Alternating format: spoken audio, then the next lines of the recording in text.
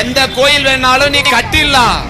சிவனாலயம் கட்டுவது, சிவனாலய திருப்பணி செய்வது என்பது சாதாரண விஷயம் அல்ல.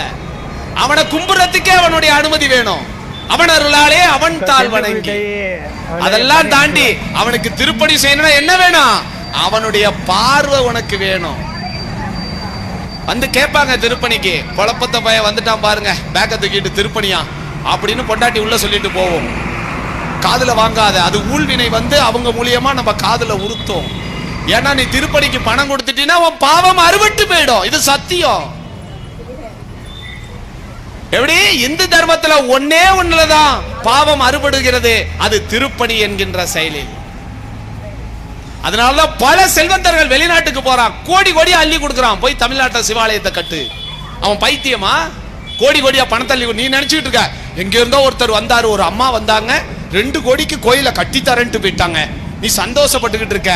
அந்த அம்மா உனக்கு கிடைக்கிற பாக்கியத்தை லாரி வச்சு அள்ளிட்டு போகுது. ஓ சந்ததி இந்த பூமியில வாழக்கூடிய அரிய வாய்ப்பை, இறைவன் தந்த பாக்கியத்தை அவங்க லாரி வச்சு ஏத்திட்டு போறாங்க.